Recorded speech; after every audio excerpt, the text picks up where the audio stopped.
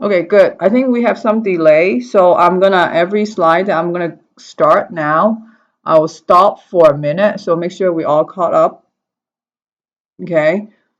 Um, so today we're gonna start a new chapter. It's gonna be about DNA replication. But before we do that, let me remind you. There are a few assignments that's due by the end of today. So you're already posted on D2L. You have the quiz 4, that is a review for the exam. Also, you have all the worksheets for cell cycle, and then you have also the entrance ticket for cell cycle. And the other thing I need to remind you is all the soft chalk pre and post lab quizzes.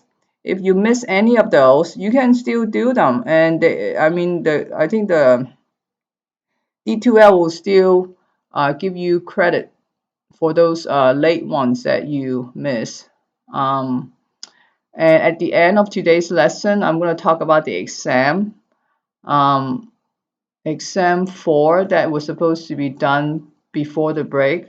So it's going to be open book, open note, but I'm going to talk more about it by the end of the lecture. So if I forget, you guys need to remind me about it, okay? So let's go on. So today we're going to talk about DNA replication. So DNA replication, remember when we were talking about in the beginning of the semester about DNA function? Who remember what are the two functions for DNA?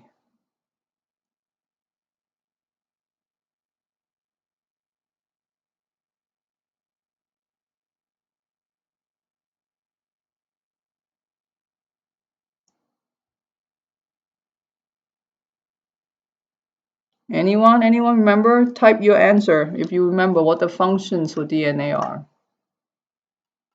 Good. One is information storage.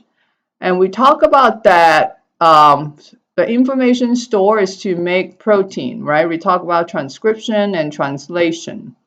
But what about the other function? Can anyone remember the other function of DNA? Yes, information replication. And remember we did cell cycle, right? And the reason you need to replicate the genetic information is to make a new cell, right? The new cell during mitosis or after mitosis will have the exact same genetic information. So you need to make an exact copy of your DNA. So that's what we're going to talk about today. The first few slides is just a background review that we already did when we talk about DNA in the beginning of the semester. So here's a little interesting history about DNA. Now, early on, scientists all think that protein is more complicated than DNA because why? How many amino acids are there for protein? Can anybody remember how many amino acids? Come on, type your answer. How many amino acids are there? Right, here's the slide. It tells you,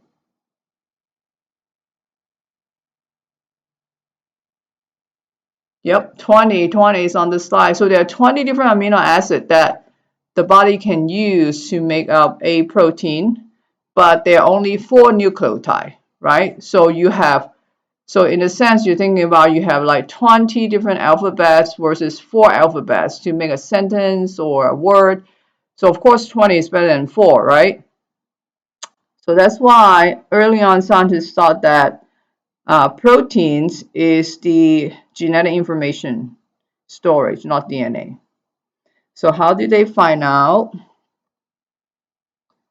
How did they find out it is truly DNA that is making up the genetic information? So let me wait for the next slide to load.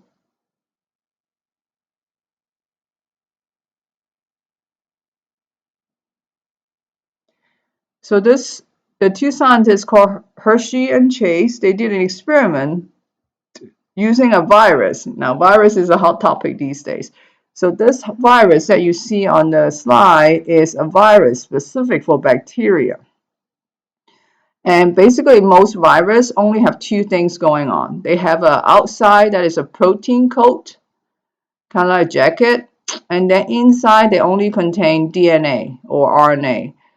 If you're interested, coronavirus that we're dealing with right now has RNA inside, not DNA. But this virus that these two scientists were working on has DNA inside as the genetic information. Okay, so their experiment is very simple. They take this virus, they label the protein code, the outside protein code, with radioactive sulfur.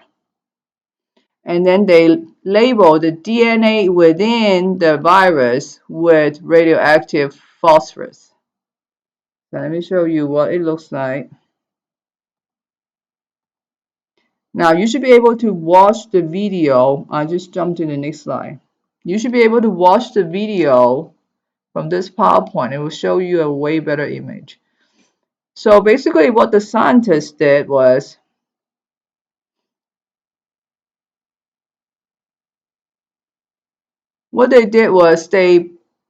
they infect bacteria with this virus. Can you see it now pretty clear? So the yellow stuff is the bacteria, and the green like alien looking thing with the little legs, they're the virus. So they're looking at, okay, so which part of the virus get inside the bacteria? Is it the radioactive label sulfur, or is the radioactive label phosphorus? And it turned out, you can see that on the one that with the label say virus capsule and then virus gene, you can see that the inside DNA is getting injected into the bacteria. Can you see that? So, and the outside code, the empty one, you can see the one right in the middle with nothing inside. The coat, the protein coat actually stay outside, doesn't get in. So from this experiment, they can tell that is the DNA in the virus get inside the bacteria and replicate later. So then they figure out, okay, so then DNA must be the genetic information and not the protein. Now, any questions so far?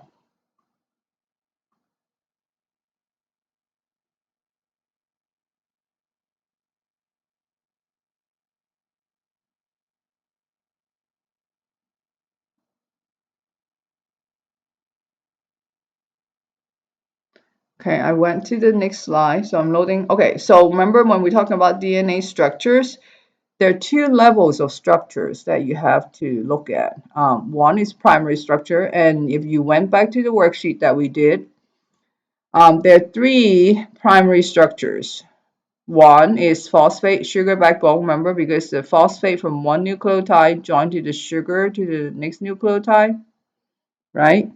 And it's the 3' or the number 3 carbon hydroxyl group will react with the number 5 carbon phosphate group. So you get the sugar phosphate backbone. And then you also get what?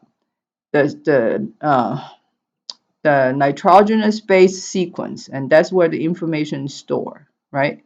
The ATGC in the nucleotide. Primary structure, and then there's one more thing in primary structure that's not on this slide. Can you remember?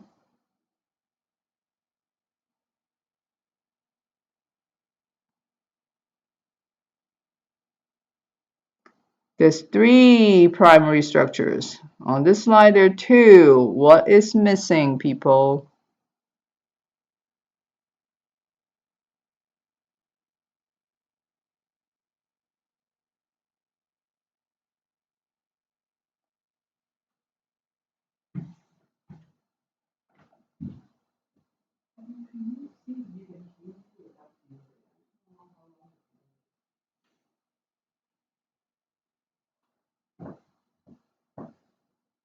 Yes, yes, yes.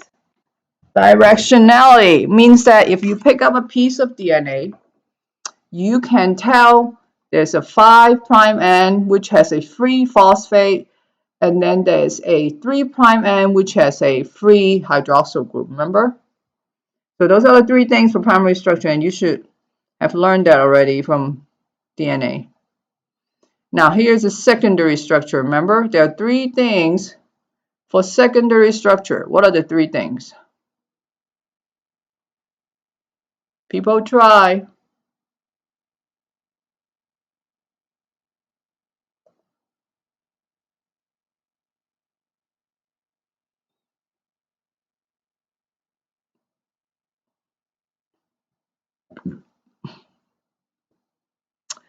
Come on, three things for primary structure.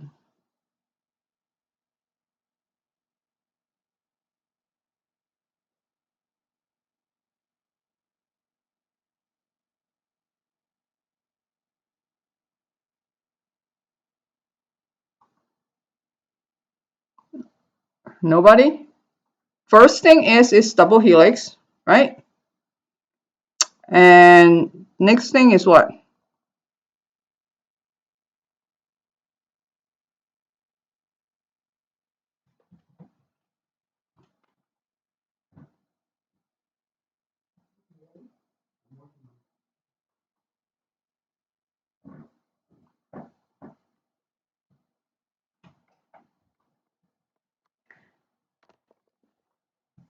Okay, the second thing is, first thing is double helix. Second thing is here, let me see if you can see my little mouse. Oh, you can't see my mouse. Yep, anti-parallel. Oh, good, Harley. Complementary base pairing. Heat phosphate backbone is primary structure. Okay, good. So complementary base pairing. So number one is double helix. Number two is what Harley wrote down is complementary base pairing. Number three is anti-parallel. Okay, so those are the three things for secondary structure. And remember, we talked about how the secondary structure of DNA allow it to replicate quickly. And we're going to talk about that.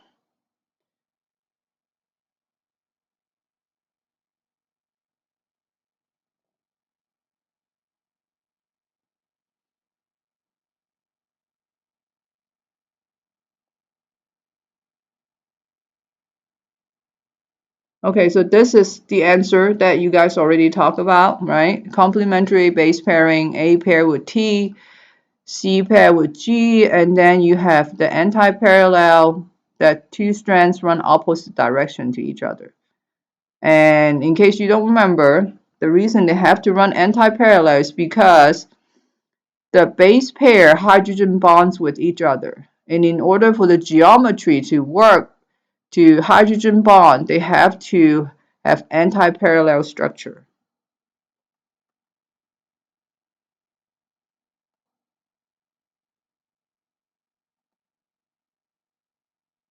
Now, I'm not going to talk about, the next slide is going to talk about directionality.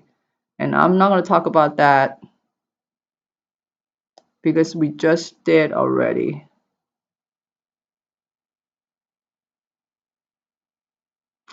Now, but so this slide here is talking about how the directionality is 5 and 3 ends are different. Now, why do we care about the 5 and 3 ends look different? Because it turned out in DNA replication, the enzyme that is involved in replication, they only recognize, if you look at this slide, they only recognize the 3' or the number 3 carbon hydroxyl group, the OH group. So it can only add to the 3' end. That's why remember this the analogy I gave you guys is that if you get in a line, there's always an end to the line that you're supposed to join. You can't just join the line at both ends, right? So in DNA the case, the end of the line that gets longer is the 3' OH end. And it's because the enzyme only recognizes that end, and the geometry of that end is very important.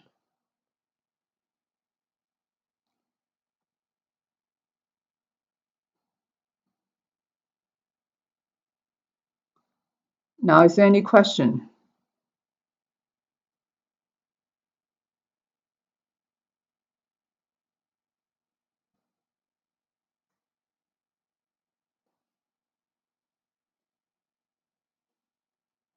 Okay, so the next slide is going to talk about how when back then when we talk about DNA, we also talk about how the secondary structure of DNA allowed to replicate quickly. And the two things about the secondary structure is number one is double strand, double helix. So you have two strands as a template to replicate. So it's twice as fast. Remember that? And number two, since one strand of the DNA is complementary base pair with the other strand, so in a sense, it's a mirror image to the other strand. So you can use one strand and use the complementary base pairing rule to make an exact replica of the other strand. So those are the two things about the secondary structure allow DNA to replicate quickly, right? So it's kind of like a zipper. You unzip in the middle quickly because it's hydrogen bonds, and then you use the complementary base pairing rule to make the other strand exactly like like it's supposed to be.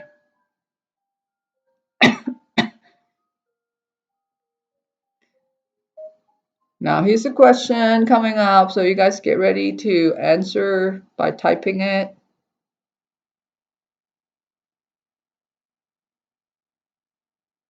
Yes, Misty, I already post all the worksheet in D2L. I can show you guys later. And the live stream link, I'm gonna post it on D2L also from now on, so you guys can always go back and listen to it.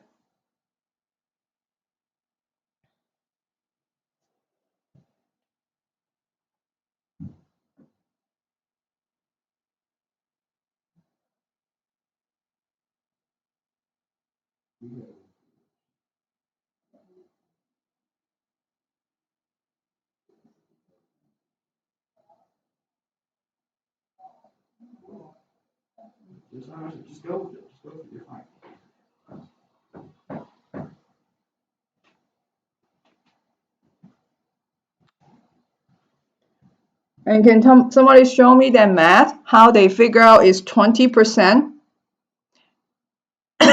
And people, you guys can interrupt anytime. Just type the question you have and I'll answer them.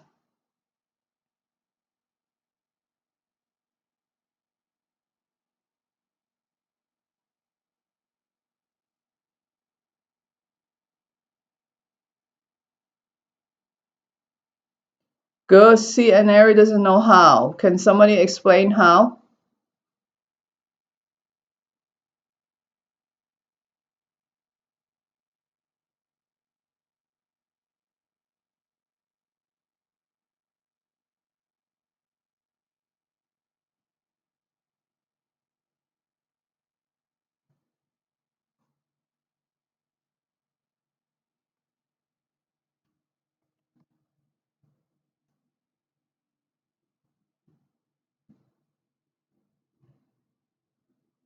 Good job. Good job. So, Nara, you see that all three people, Harley, Misty, and In, they explain exactly how it's supposed to go. Because so this question is testing you. Do you understand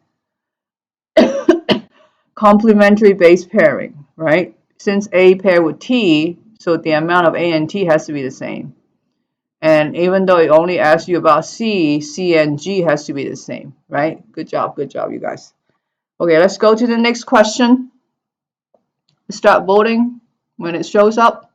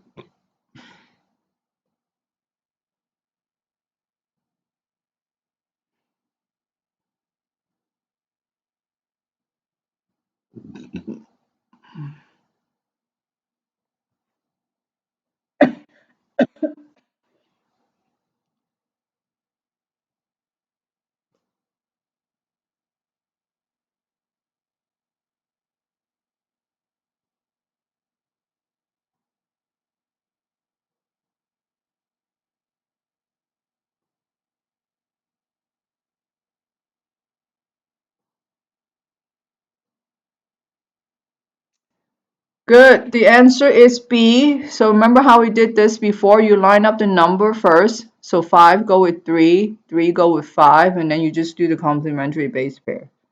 So you guys did a good job. It's B. So let's do this next question.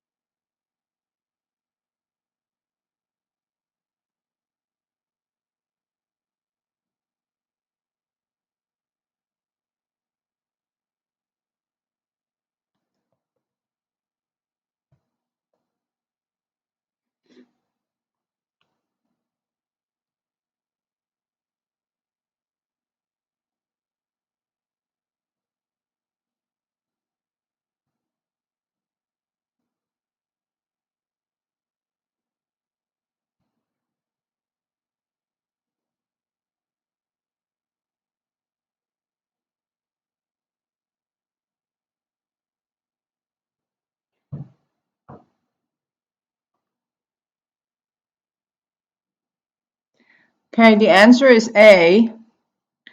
Just remember the sequence of the base, the nucleotide base, is like using a letter to spell a word, right? You can think about those base when you arrange them in different orders, it gives you a word or a sentence, right? So that's the information part. And all the other ones, you doesn't matter how you arrange them, it's not going to give you any word or sentences. Does that make sense? Okay, let's go into the actual DNA replication now. And just thought about just making another copy of DNA. It's pretty straightforward, right? Like running it through a copier, but actually it's extremely complicated. Like all things biology.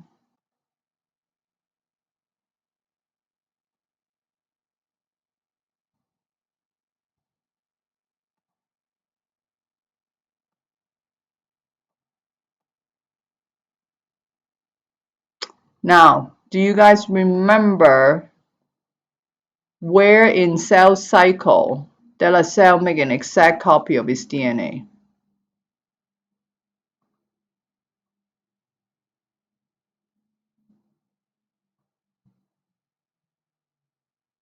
Well, it's showing up now. It's during S phase, right? We talk about that in cell cycle. Is during S phase, during interphase of S phase, well, during the interphase S phase that you make an exact copy of DNA. And when we talk about that, it's the complementary nature of DNA make it a good molecule for. Oh, this slide is actually wrong. It's the complementary nature of DNA makes it a good molecule for information replication, not storage.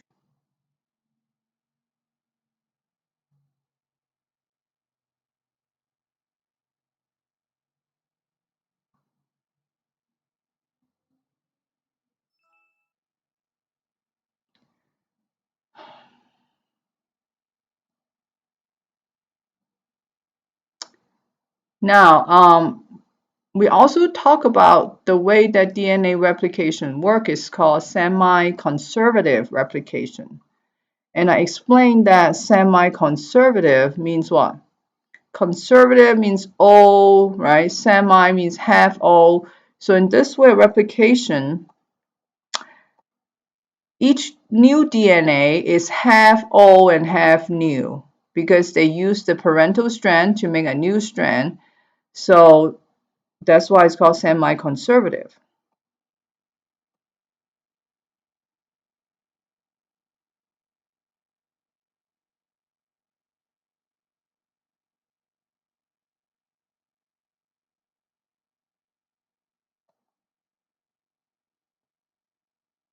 Okay, let's try this question.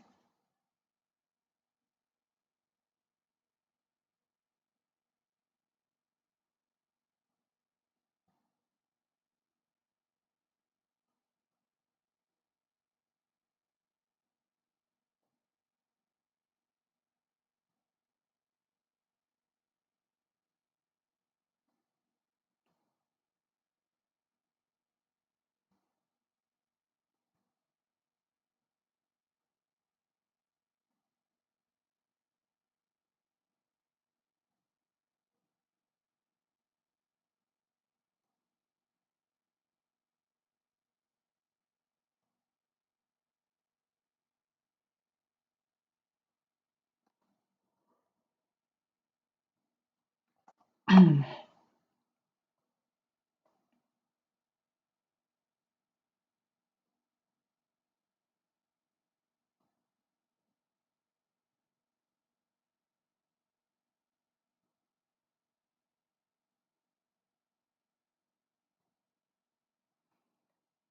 good, good. The answer is C. So you guys got it right. It's because of the complementary base pair. That's why they can do they can make a mirror image. Okay.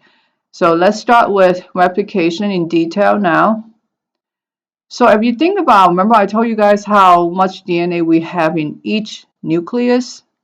It's about 6 feet long, so it's a lot, like billions of DNA there. And S phase is about what, 7 to 9 hours. So think about if you have to type a few billion letters, alphabets, I meant. So you have to type a few billion alphabets in 7 to 9 hours. That's incredible speed, right? And not just that. Next time on Wednesday, we're going to talk about how accurate this typing speed is. And there are multiple enzymes that are involved. So when DNA wants to start replicating, there's always something called origin of replication. So that's where everything starts. And then it will form a replication fork. The reason it's called replication fork because it looks like a fork, right? And so you can see that in this picture here, the replication origin will be at the end of where it's opening up. So from that replication origin point, the DNA will start unzipping, and that's where the arrow is pointing. So behind the arrow is the origin of replication.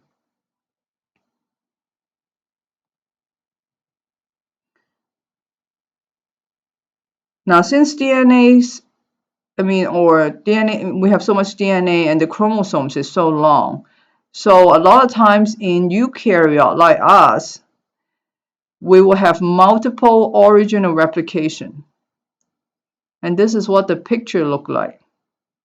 You have multiple bubbles, okay? And you see that you have, like in the top picture, you have 3 points of origin replication. And each origin replication will open up bidirectionally. That means it will open up both ends, unzip both ends. So that's twice as fast. So you can see that each replication bubble contains 2 replication fork. So if you cut the bubble in half, you can see a fork on the left and a fork on the right. Okay, can you guys see that? So eventually all these replication bubbles will fuse together. So that explains how DNA replications can be so fast, because they start at multiple points and then they eventually fuse together. And then the picture on the right is showing you an actual DNA that's going through replication. You can see all these tiny bubbles all along the dark thread right there. Okay.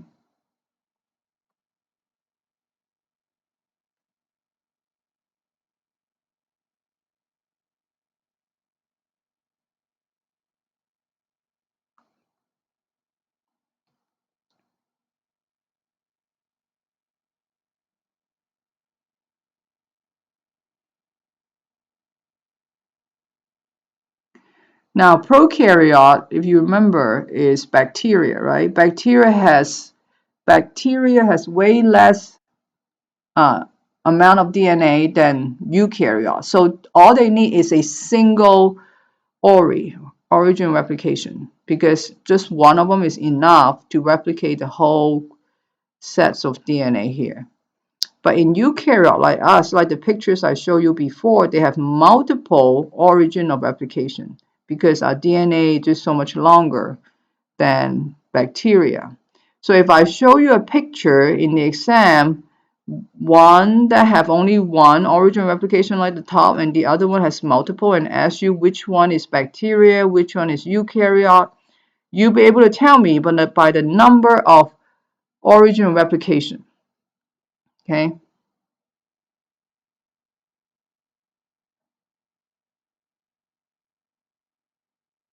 Okay, so you see that Brianna has a question. So that's a very good question. So within one bubble, there are two forks.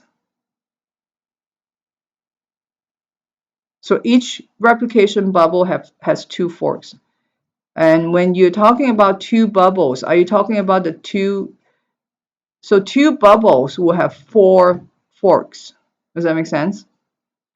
If you cut the bubbles in half, you see one fork on the left and one fork on the right. They're opening up on opposite directions so they can unzip twice as fast.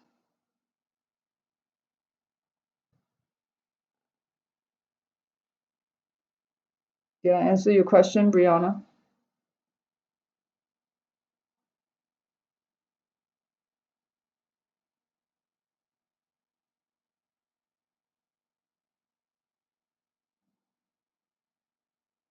And on this picture, it's showing you that too. In each of the bubble, there are two forks. One going one direction, one red line going one direction, the other red line going the other direction.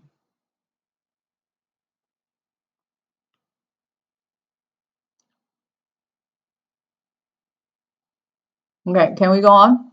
Any other questions about that?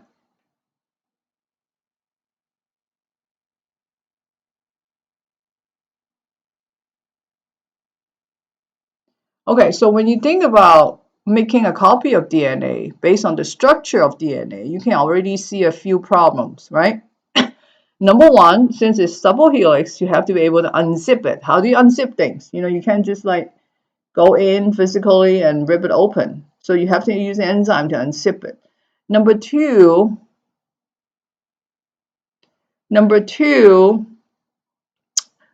think about DNA, those two strands that are twisted together. It's kind of like a rope. If you have seen a rope before, that two ropes kind of twist together. If you open up a rope like this in the middle, eventually it can't open anymore because both ends get all tied up, right? And we're going to talk about priming. We're going to talk about how the anti-parallel strand worked out and all these stuff. But let's answer Brianna's question. Yes, the red line, each line is a fork showing you how the fork is going. So one line go one direction, the other one go the other direction. So to study this chapter, you have to know all the enzymes that are involved, and that will take you step by step how DNA is replicated. Okay, so number one, we have to unzip the DNA. So we'll have helicase. Remember, the enzyme always end with ASE. So this is a helicase. That means what? It open up helixes, right? So the enzyme usually named after the substrate that it works on. Now, and then so helicase open up the double helix. Now we have single strand DNA binding protein, SSBP. So what do they do? Remember, when you unzip DNA, now they become single strand, not double helix anymore. And those single strands of DNA, they are very attracted to each other by hydrogen bonds, so they want to zip back up. So this particular protein will hold the helix open. So if you have helicase opening the helix and then they zip back up again, then it's just kind of a waste of time, right? So you need helicase plus the single strand binding protein to open up the helix first and then to hold the helix open so that the enzyme can get in and do its work.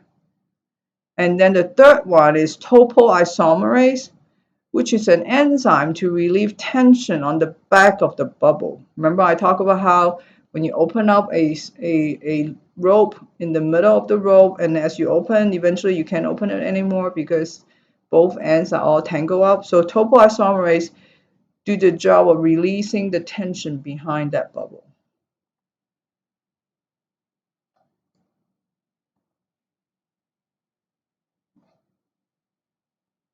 So here's a picture of topoisomerase. So it actually go behind the DNA replication bubble and physically cut the DNA and rejoin it. So you kind of like untangle the knot kind of deal.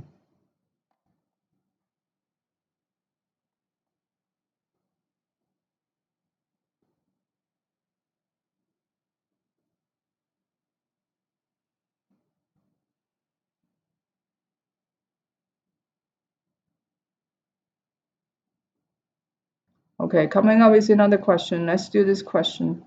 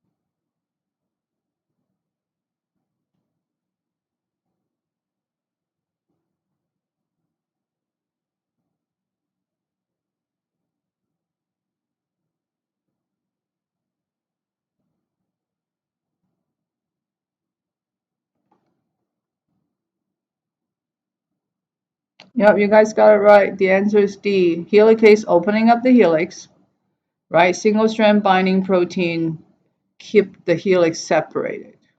Very good.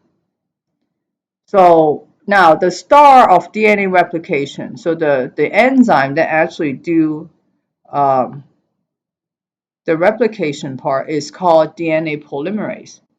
Remember when I talk about, well, so let's look at this.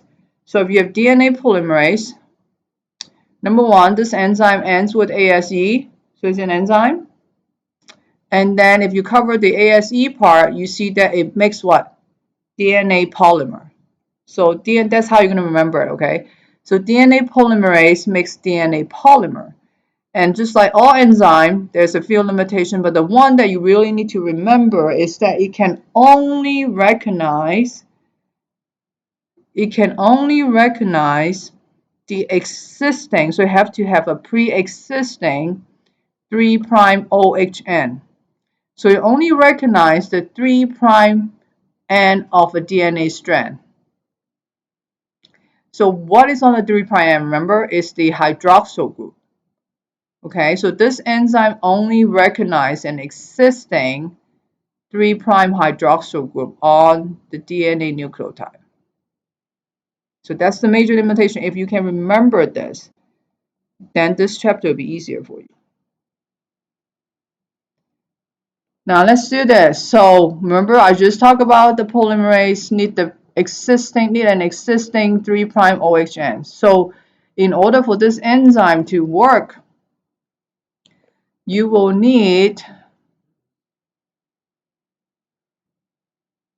a primer. So you see the yellow on this slide is called primer, and it's actually made of RNA nucleotide. So the purpose of the primer is to provide the existing, can you see the pink there is with the 3? Let's see if my mouse works. So can you see here? I pay attention to the mouse and I'm moving. So it's providing an existing 3' hydroxyl group for the DNA polymerase to work on. So what it will do, it will add to this existing 3' end. Okay, and the enzyme that makes this RNA primer is called what? Primase. Remember ASE enzyme, and it makes primer. That's why it's called primase.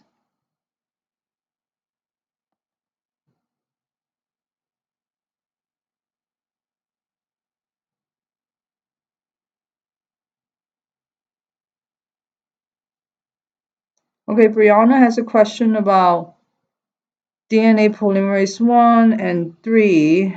You said this applies to DNA polymerase 1 and 3. I forgot, what is this? This means what? This applies to, are you talking about how So both DNA polymerase 1 and 3, they both make DNA polymer. Just the name means that. So it doesn't matter which polymerase you're looking at, they all make DNA polymers.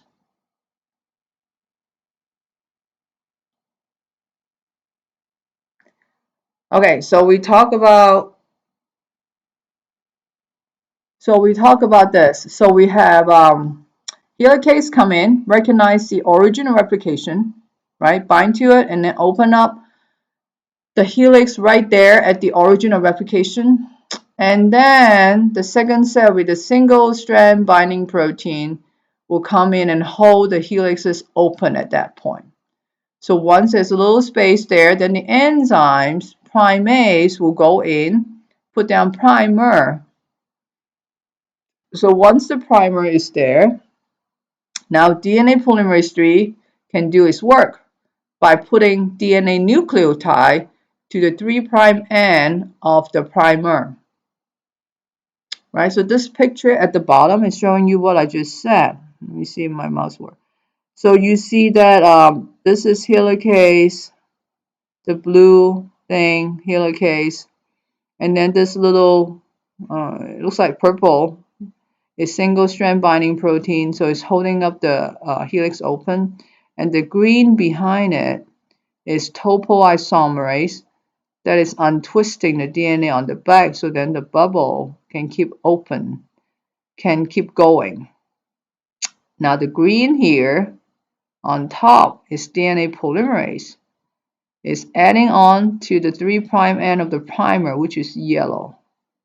Can you see that? So it's going, the arrow is showing you that as the DNA replication bubble open, it's going as the bubble open into this direction.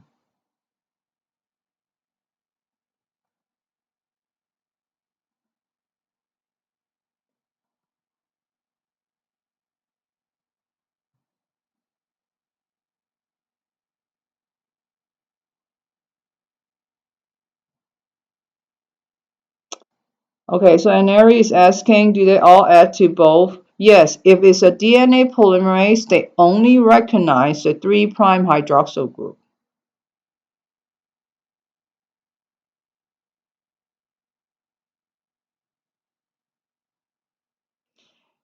It's called, Misty is asking, why is single strand binding protein called binding protein? Because it binds single strand DNA.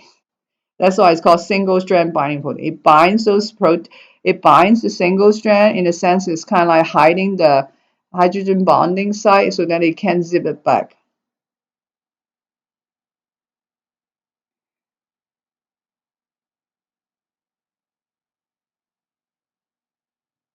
Now, the reason that, remember we talked about how DNA grow, the line gets longer at the 3' end. So when we say DNA, when DNA is built, it builds from 5 to 3 direction. And it's because DNA polymerase only adds to the 3' end. That's why the 3 direction always gets longer. And that explains why we always say it's going from 5 to 3. Because the 5 end stay the same and the 3 end is the one getting longer.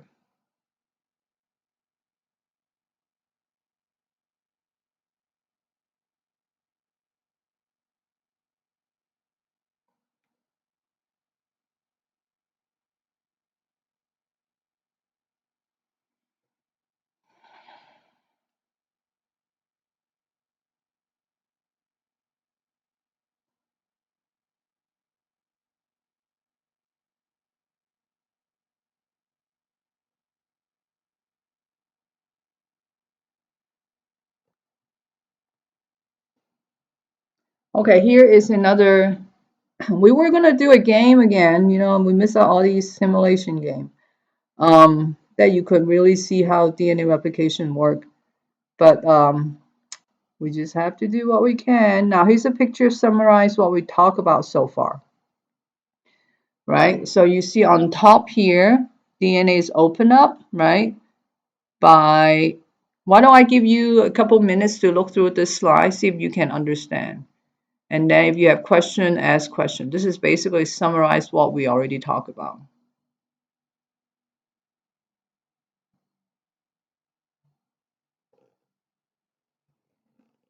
And then after this slide, we're gonna take a break for 5 minutes, and I'm gonna pull up D2L to show you where I put all this stuff.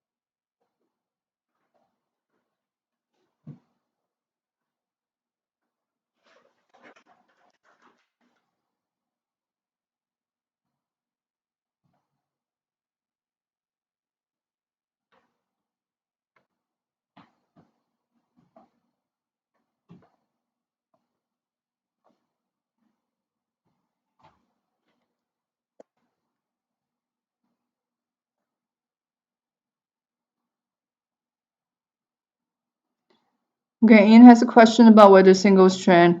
Yes, it has to bind on the, if you pay attention, it binds to the strand that that the primase is not on.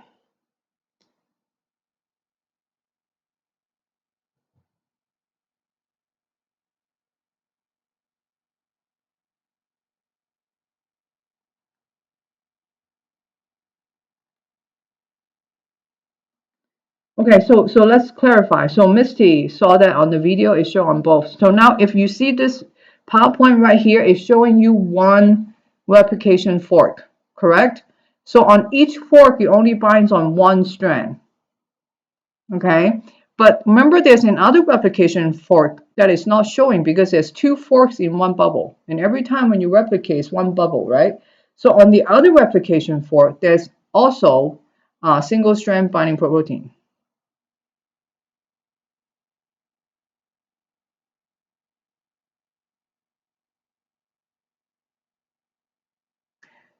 The sliding clamp is part of DNA polymerase.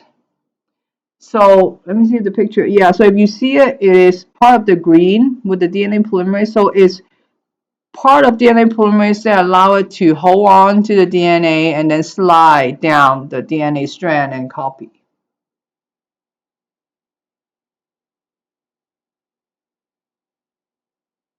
No, and so both strands will get copied. So I'm going to show you a big picture in a minute, showing you in a bubble. So once again, this is showing you only half of a bubble. So you only see primates on one strand because on one fork, it will work on the top strand, and on the other fork, it will work on the bottom strand. So I think in the next couple of slides, I will show you the whole bubble so then you can see where everything's are.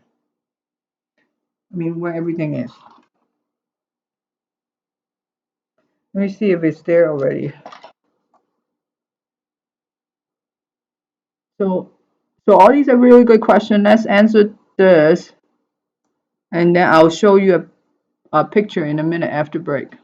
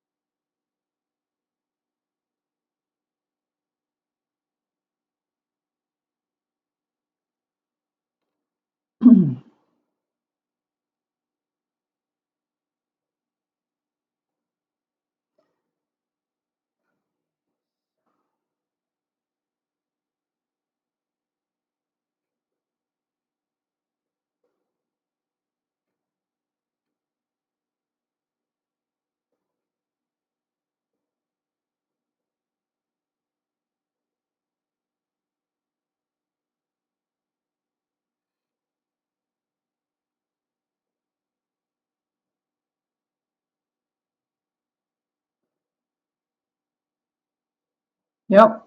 So you guys got it right. It's C. It goes to that direction. It's because polymerase only recognize the 3' hydroxyl end. So let's take a break for 5 minutes.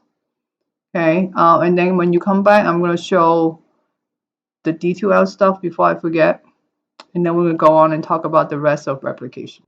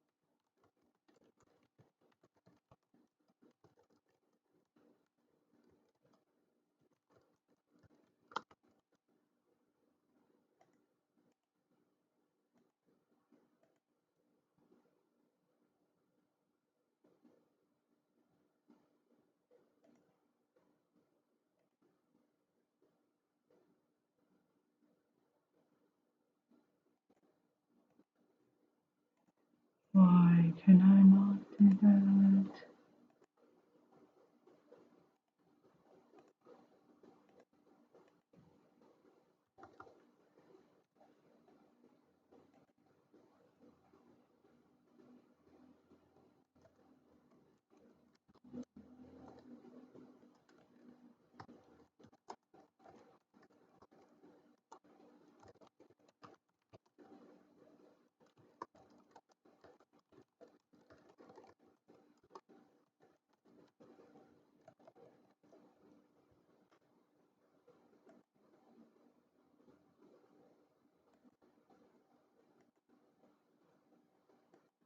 Why is this link, is it not working?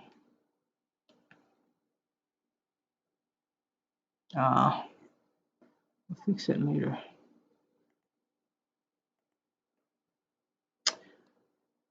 Okay. So if you guys can go to your D2L now.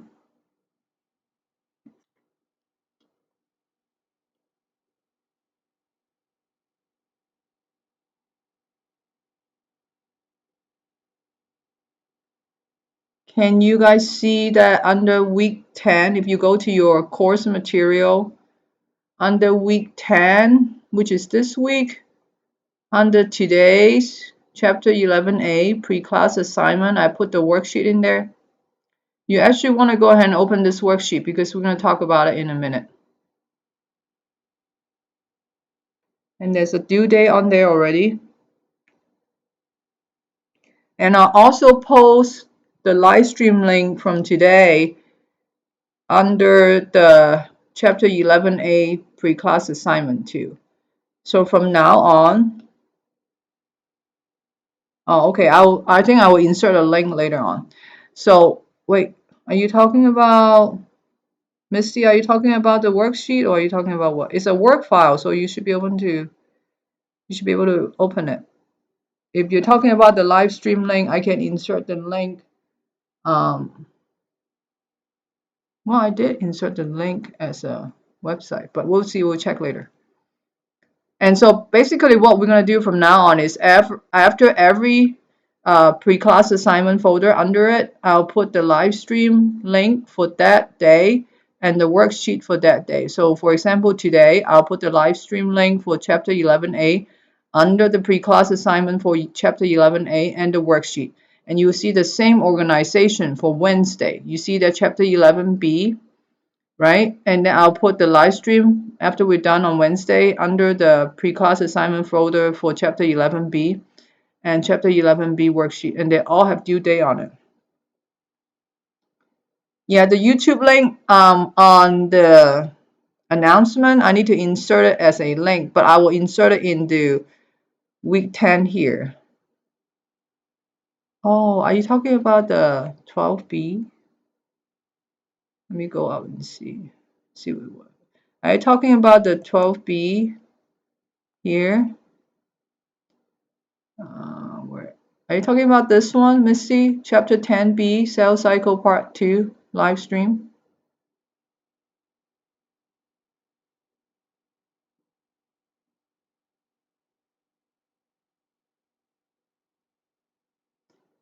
If you are, I'll check. But I thought see if you see the little icon, I insert as a link. But I haven't tested it out yet, but I can later on.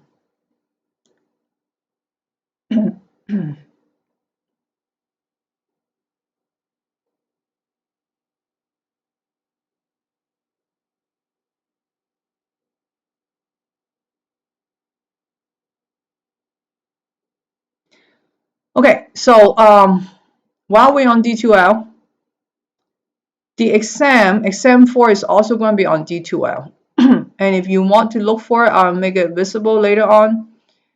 You go under activities and under quizzes or stuff like this, you should be able to find exam 4. Okay. Yeah, Missy, the one from today, I need to insert it as a link later on, and then you can just click on it and open. Then you don't have to copy and paste. But anyways, I'm gonna make so during today after the lecture, I will make exam 4 visible to you guys, and I want you guys to see if you can see it. And let's talk a little bit about exam 4 before we go on. Number one, as I already mentioned, is open book, right? You can use your textbook, you can use your worksheets, your notes, your soft chalk, the materials that are available to you. But you cannot Google or use the internet to find the answer. And you go, well, how would I know, right? How would Dr. Fan know whether you Google? Because I can also Google, right? If I Google it and the first answer or the most popular answer that pop up look like yours, then you have some explaining to do, number one. So no, don't Google it. And plus this exam is time limited. Oh, I will give you the same time as a class period, which is 110 minutes to finish the exam. If you Google every single answer or question, you're not going to be able to finish the exam on time. So I would still recommend you to study for the exam a little bit, at least to organize your materials. And if you have to look up every single thing from your notes or your textbook, once again, you're not going to have enough time. Okay, so you want to study as much as you can and not to rely a lot on the open book materials. So number one, and number one, you cannot use the internet to get answers. Number two, you cannot work with anybody. So it's a, one person. So you have to work on the exam on your own. You cannot have another person, or you cannot share answers or questions to another students. That's what I'm trying to get at. You cannot work on it as a group or with, so how will I know whether you work with another person? Let's say if you work with another student in the class and your answers look very similar to the other person, then once again you have explaining to do, why you guys look exactly the same. So try to be honest. It's already open book. There's no reason to cheat, and if you have if questions, always ask me.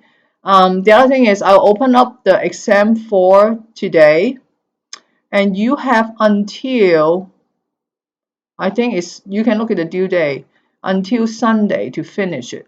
That means that you don't have to take it today. You can take it any day this week. But once you start the exam, you have to finish the exam within the 110 minutes. Okay, is there any question about the exam before we go on?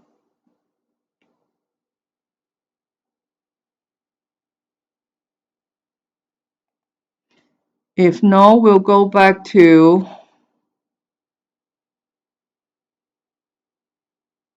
DNA replication.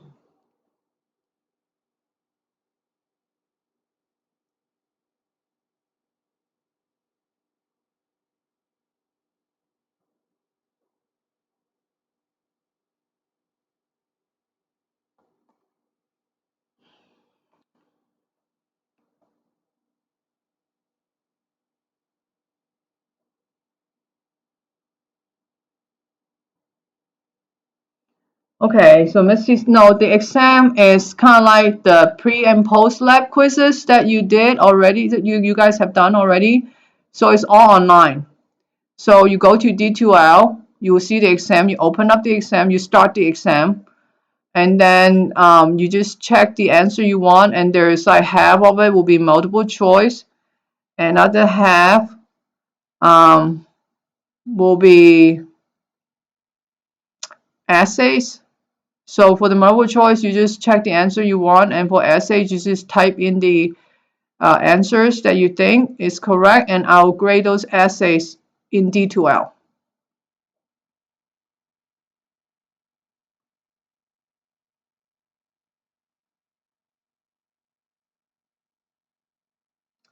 Jessa, what do you mean? Are there worksheets?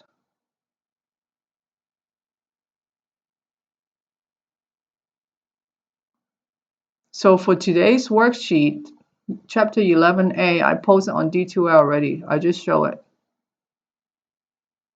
If you missed that, you can go back to the live stream later on and look at what I show on D2L.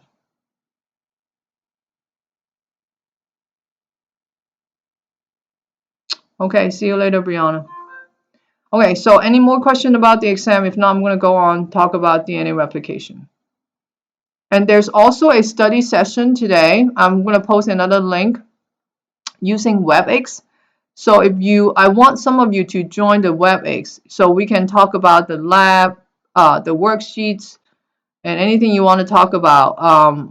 But you have to install the WebEx app on your phone or on your computer. Then I'll give you a link so you can join the study group that way. Okay, so the study group is from 11:30 to 12:30, just like before. You can also ask me questions about today's worksheet if you don't know how to do it, but let's try to get through this material first. So this is what you guys been asking a lot about. And here is a complete picture of the bubble. Now, if you look at this picture, it will show up in a minute.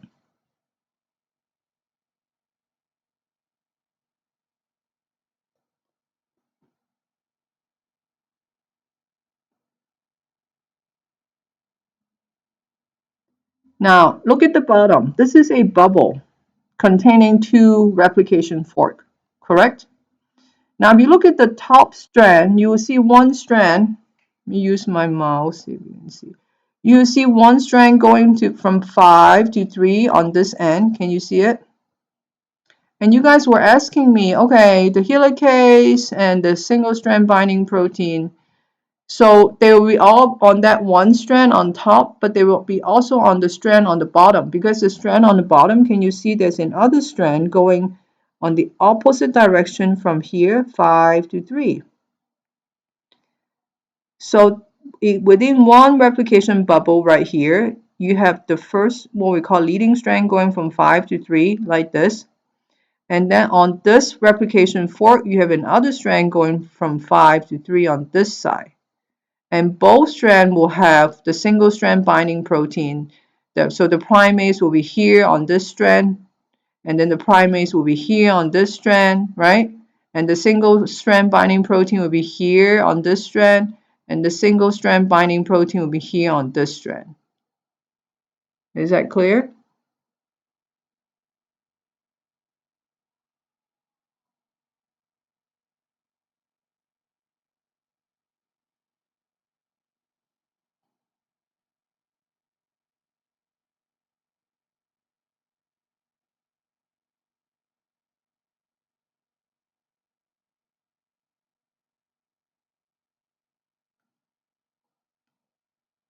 Okay, so you should be able to see it. But from this picture, you can also see that, remember, the limitation for DNA polymerase is to only add to the 3' end. So in this strand here, leading strand, you have the polymerase keep adding nucleotide, the pink part here, right? Each one of these is here.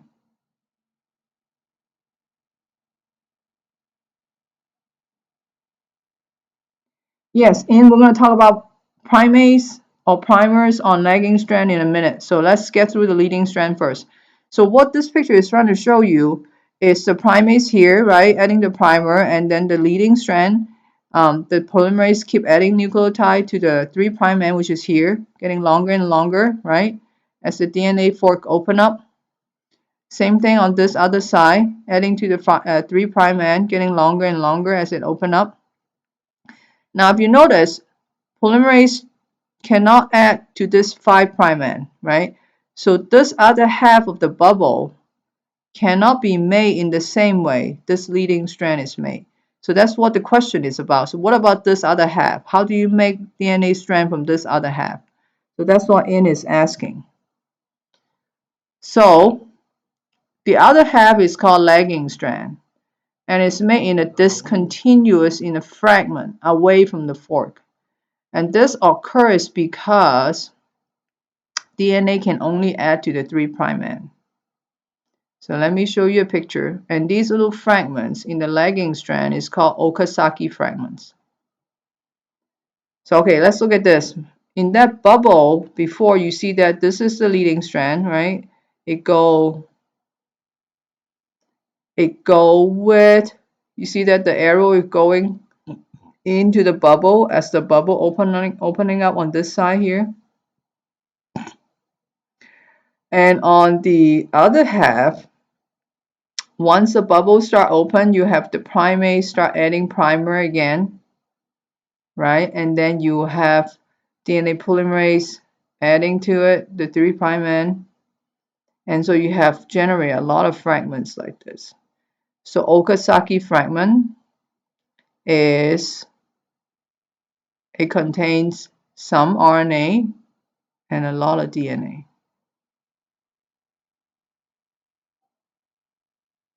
So let me go back to this picture to show you.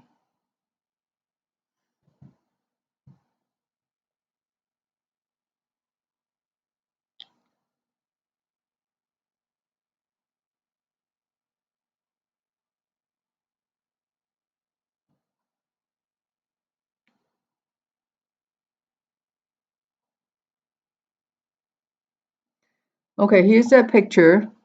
Now remember, where's my mouse? Okay, here's the leading strand. That's continuous, right? Going with the fork as this fork is opening up. This is the fork direction, right? Now behind the leading strand, this is the lagging strand. Okay, as this fork, so the lagging strand is on this fork. As this lagging strand is opening, as the fork is opening up, the primase will keep adding primer here, and then polymerase will add DNA polymer here until it reaches the next primer here. And then the primase, once this bubble is opened up, it will kind of like what Miss T is talking about, jumping around, find places that allow it to add primer. So add primer here, and when this fork is opening up more, it will add more primer on this end, and then polymerase will keep adding polymer. But let's look at, if you only look at one fork, we cut this in half, right? You see the top strand is leading strand going continuously with the fork. The bottom strand, on the other hand, is lagging strand. As this fork is opening up, primase will add primer, and then polymerase add DNA, and go on, right? So when this open up more, and then primase will add more primer here, and then add DNA later on by the polymerase. So can you see that? So for each fork here, the half of the bubble, the top or the bottom, this fork is different now, right? One strand will be leading strand like this, continuous. The other strand will be lagging strand, discontinuous. Okay, you see the same thing for this fork on this side. The top strand here is lagging strand, discontinuous and in fragment. So this is Okazaki fragment here, right? And then on this strand here is continuous leading strand.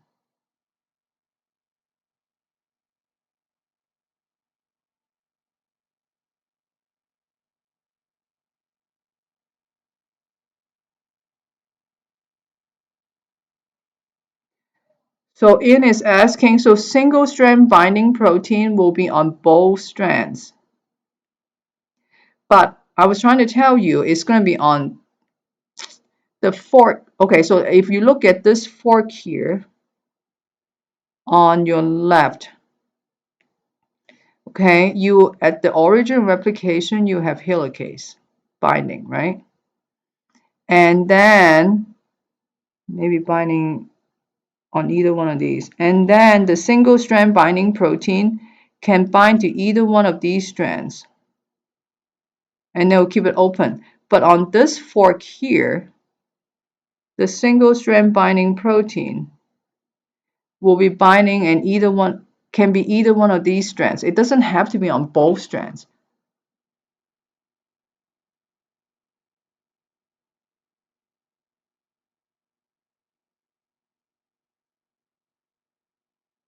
So on each replication fork, it's on one strand.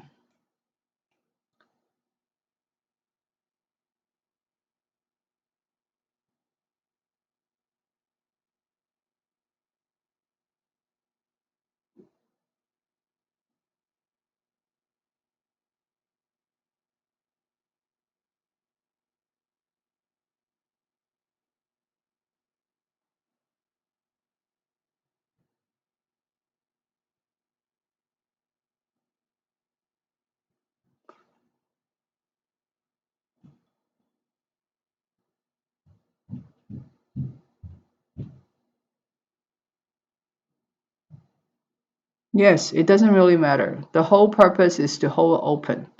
So I don't think anybody knows which strand it is. I don't think there's any particular strand they favor. So on either one of those strands will work. Now, since we have this picture up, I want you guys to look at this picture and then use this picture for your worksheet. Question number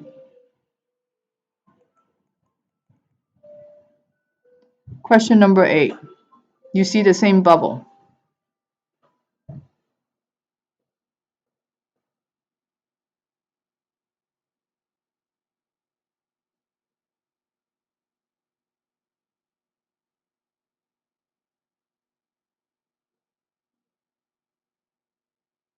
Now this is the same bubble as the bubble I showed on the PowerPoint. And the first question it asks you is to mark and label replication origin. And if you look at the PowerPoint picture, you know where to mark. It's somewhere in the middle here, right? You mark the replication origin and say ORI. Now you need to read the instruction carefully because it's saying that with X, you're going to label primer and you have to label the 3' and the 5' end, right? So it's kind of like this again.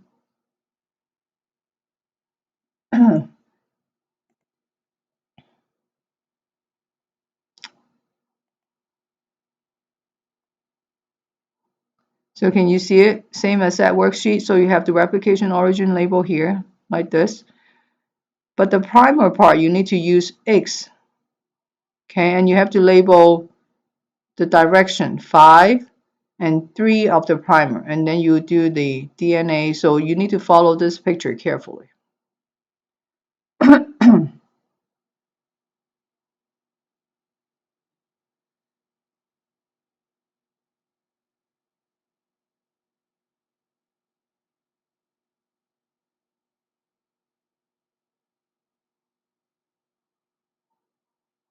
Yeah, you're right, Misty. I see that too. It's supposed to be 3, not 5 to 5. If it's 5 to 3, and the other way, the other one is 3 to 5.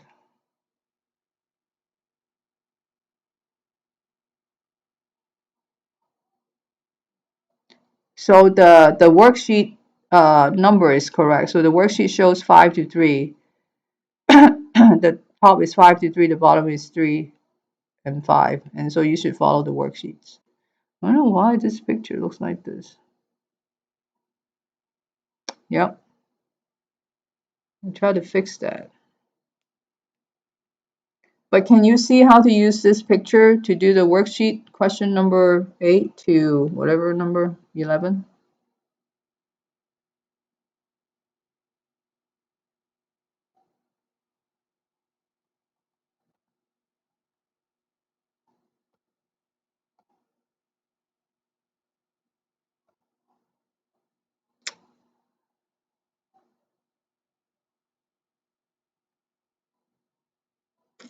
Okay, can I go on?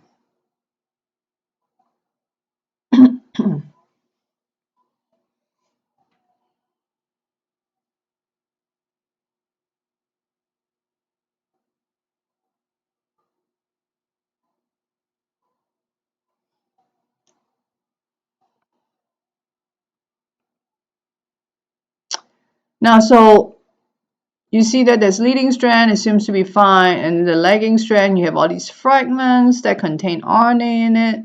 So you have to fix that, right? Because when you want to copy DNA, you want it to be purely DNA. You don't want to have any RNA in it, correct? So RNA polymerase 3 is the one we've been talking about. That's adding DNA nucleotide. I'm sorry, it's DNA polymerase 3 is what we've been talking about. And it adds DNA to the 3' hydroxyl group of the primer, right? Now, so to deal with the lagging strand with the Okazaki fragment, now we have to have DNA polymerase 1, which will remove RNA primer from the Okazaki fragment and then fill the primer. After you remove the primer, you have a gap there, right? And then polymerase 1 is able to fill the gap with DNA nucleotide based on the complementary base pairing rule. And so if you look at this here, Okazaki fragment, the blue, which is the RNA primer, will be removed from by polymerase 1, and then we'll fill in the gap with DNA nucleotide, and then you see all these little fragments, right? So the next enzyme after polymerase 1 is ligase. It will join all these Okazaki fragments together.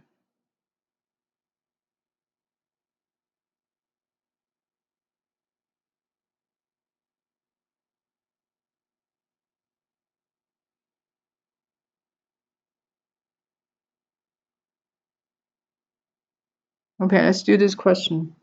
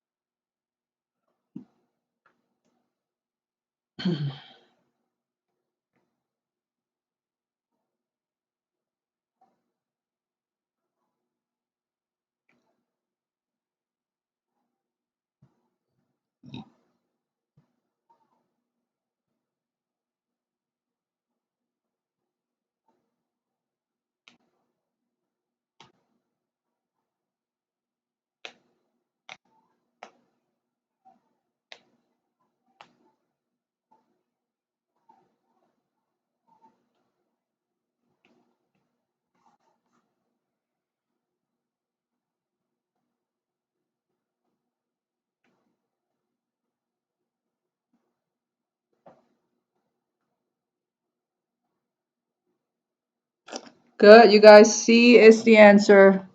Let's try this question.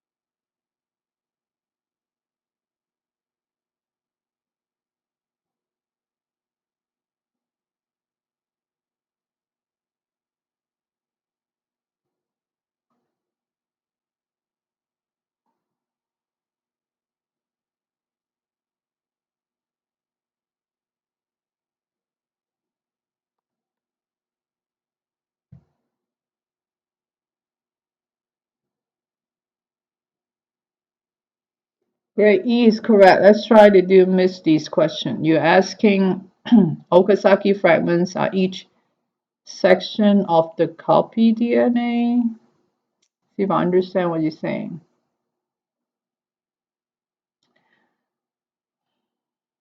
Um, can you write? Can you rephrase your question, Misty?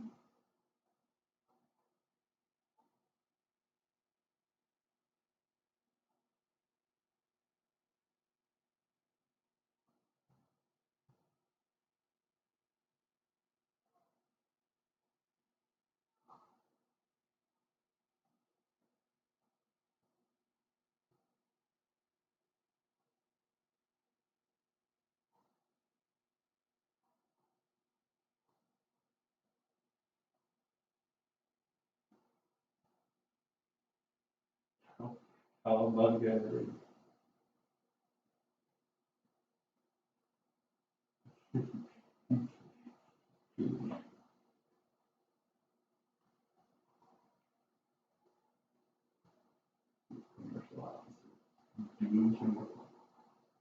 don't remember what I said at last question. You guys all vote for E, which is correct.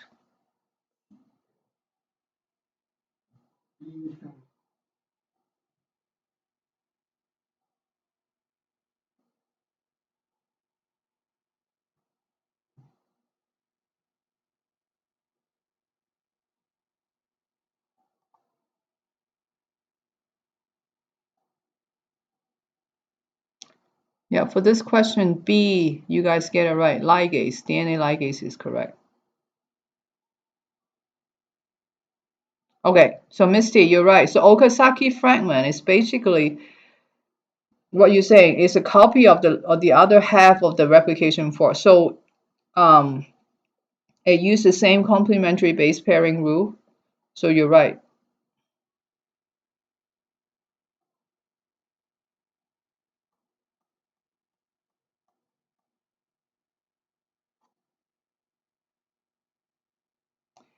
So to study for this chapter, you have to know all 7 of the enzymes. What do they do? And the sequence that the steps that they're in. For example, the first step has to be helicase, right? That it comes in and open up the helix. The second step has to be single strand binding protein, where it holds the helix open. And then the topoisomerase has to be third. So you have to remember how they are in the order. And there's a question on the worksheet. Let me show you.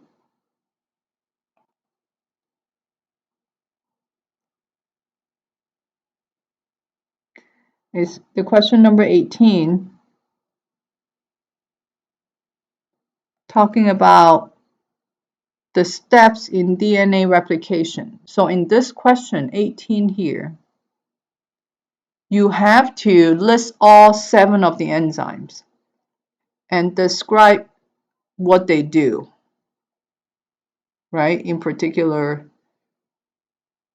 sequence. So remember question 18 is the one you need to list all 7 of them in the correct sequence and what they do in the DNA replication, and that will help you study.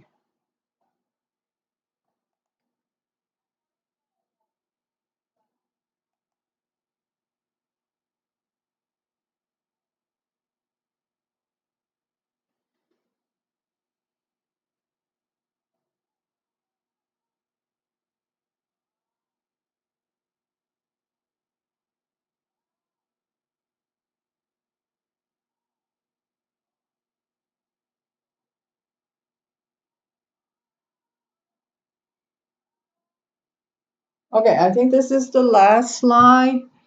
So all 7 of these enzymes, they all travel together in a complex called replisome.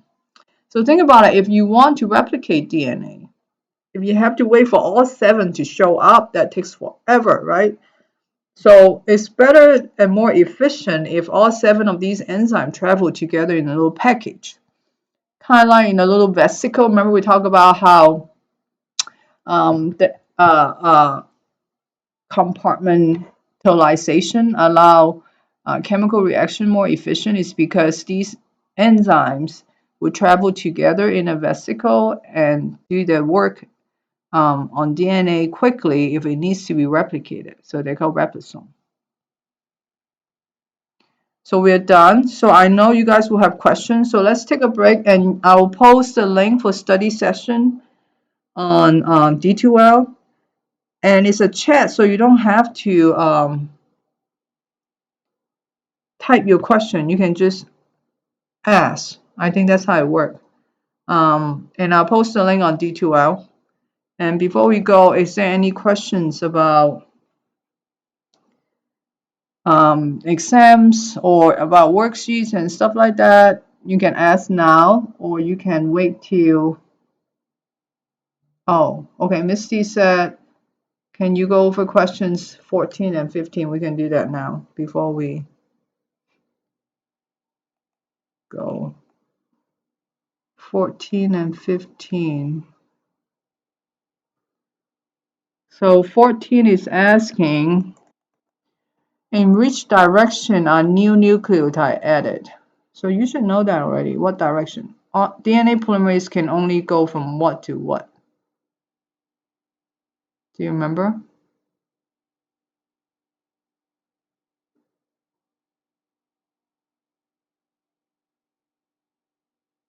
Anybody know?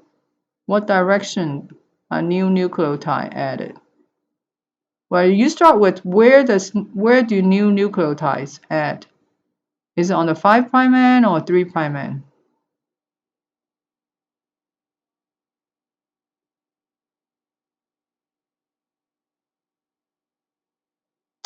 Well, it has to add to the 3' end, right? Yep, Misty is right. It's always 5 to 3 because, and then the Y part is because polymerase can only add to the 3' end. That's why it's 5 to 3. The 3 ends always gets longer. Number 15. Talk about Okazaki fragment composed of what? Remember we talked about that too? Part of the Okazaki fragment, yep, contain in the beginning of the Okazaki fragment, you have primer. What are primers? Primers and RNA nucleotide, right? So Okazaki fragments will have some RNA in the beginning, and then rest of them will be DNA. So it composed of RNA primer and DNA.